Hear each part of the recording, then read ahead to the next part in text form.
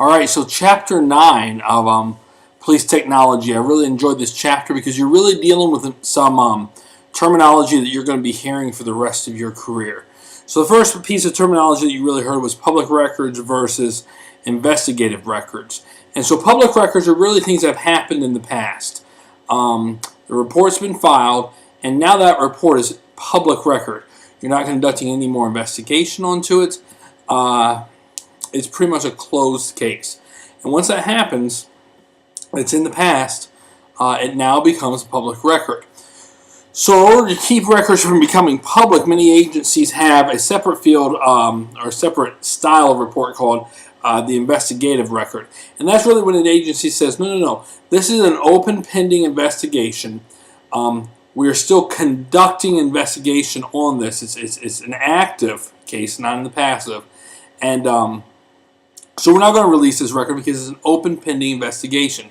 So what a lot of departments have begun to do is their initial report only has a paragraph as to what happened, and then everything else beyond that paragraph to the basic fundamentals of what happened becomes a supplemental investigative report. So that investigative report portion is not public record. You know, the news media demands the report to be released, and so the chief will release that report that has very limited basic initial call record information, and all the investigative stuff that's associated with that report isn't public because it's an investigative report. It's an open pending investigation. So that's an important piece that we have. Then we get into NCIC. So in the 1960s, the federal government kind of decided, hey, listen, we need a way to kind of track all these things: criminal records, wanted persons, huge wanted persons, stolen guns, and stolen cars. We just kind of need a nationwide system to track that. So in 1965, they kind of organized a bunch of state and local agencies, put them all together in a room, and said, what's the best way to do this? Computer terminal. Well, it was decided that the centralized style of computer terminal where everybody can enter the same information into it would be beneficial. And so in 1967, they rolled out 15 computer terminals across the state or across the nation with this information. What is interesting about NCIC, as opposed to almost all other data that the federal government collects, is this data is input. The input for this data comes from the local agency. And so why that's important is because it's real-time data. So when I have an arrest warrant, I as a local agency can put that into NCIC, and I can remove that. That arrest warrant isn't sitting down at some central, hub for 3 weeks. It's put in as fast as I want it to and taken out as fast as I want it to. That's why a lot of times with warrants, they'll do what they call a hand check, which means that an officer runs somebody through NCIC. A hit comes back that they have a warrant out for their arrest, and the officer will call for a hand check. And what happens is your dispatcher will call their dispatcher, the agency issuing the warrant, and say, hey, just make sure you still have that warrant in hand, as there's not been delay on your agency's end where you haven't removed that. And sometimes that happens. Sometimes it's legitimate, especially bigger agencies that might have a day or two where they kind of get backlogged with this stuff and just haven't taken the warrant out. But can you imagine if all those warrants were going into one location, which is the federal government, and they were having to handle that? There would be a huge delay. So probably one of the best things they ever did was allow agencies to input that information. So 1967 it came out, and just about 4 years later, by 71, we went from just 15 computers to having terminals in all 50 states. And now there's terminals in almost every agency across America, and every police department across America uses this system. It's a great system. It's kind of all tied into one central system. Now, a lot of agencies or a lot of officers kind of have the misconception that they have an NCIC terminal. That usually isn't the case. Some of the really large agencies do, but usually what they really have is they have a control they have a connection to a control terminal agency.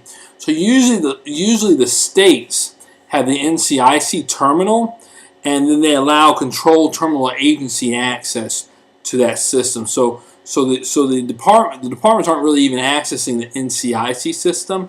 They're accessing it through a state system, a state buffer.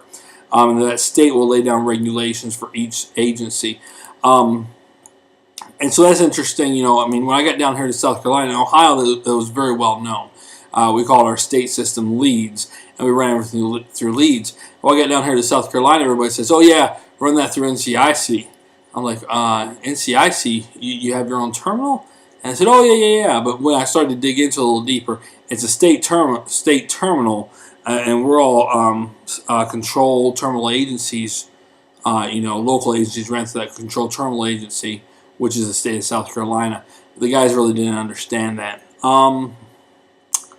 So we saw this huge increase. So in '67, only 2 million records were ran through NCIC, and so from '67 2 million to '95, we have 600 million inquiries into NCIC. And I will tell you, and the book doesn't have the statistics for now. Well, in 2000, they said it was 1.7 million. But I mean, even now, 10 years after, or 14 years after that, I would imagine it's well over 3 million a year, at least, if not more. This is just a widely used system. Like I said, it's probably the best thing I've seen the federal government do for law enforcement, which was centralizing that information. NCIC 2000 kind of started doing some things with the ability to load digital stuff. So, for instance, if I have a missing person, I can upload the fingerprints, but I can also upload some information about the dental records and those kinds of things. And so it's really helped law enforcement. What the book says I think is going to happen, I agree with this digital upload, is I think NCIC is going to come out with a module for fingerprint identification in the field. There's already some fingerprint identification techniques in the field, but I really think we're going to see this become a uniform thing across the board through NCIC with putting it right there in the patrol cars. And I think it's an important aspect that we're going to see. Then we go into the Uniform Crime Report. And the Uniform Crime Report is an interesting report. It's data generated by the federal government about crimes. And so we got some issues with it, some good things and some bad things. One issue with it is Uniform Crime Report has what we call the hierarchy rule, which means that you only report the highest offense. So let's say somebody comes in and breaks into a house. So you have a burglary, or breaking and entering. If they take something, you have a burglary. They break into the house. Say they take some stuff. They take some jewelry. They beat up the wife in the house. They kidnap the kids. And they murder the husband. The UCR report will only be murder. Why? Because it's the hierarchy rule. All these other things are below murder. You only report the highest thing. And so that makes some weird statistics for some things, because a lot of offenses you have multiple things happening, but you're only reporting the highest level of offense. UCR is completely voluntary,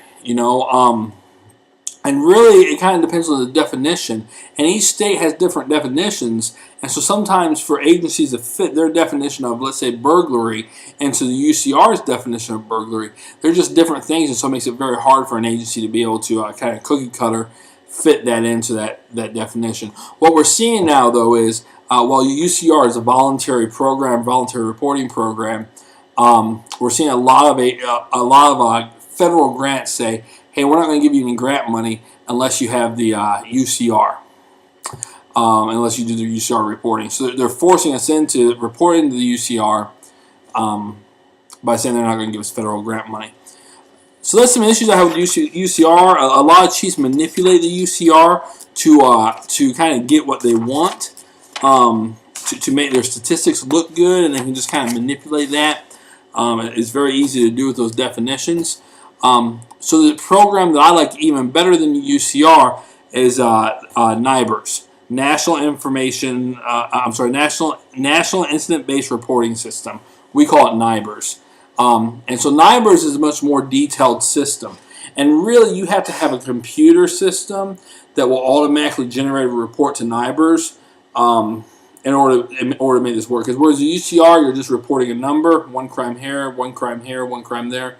NIBRS, you're really getting deep into into incidents, incident types. You can report the multiple levels of incidents, how many incidents occurred, where was the incident at, a residence, all the public property, a parking lot, all these other things. So NIBRS really gets into fine incident details. What's interesting about NIBRS, at least in the state of South Carolina, is it is mandatory.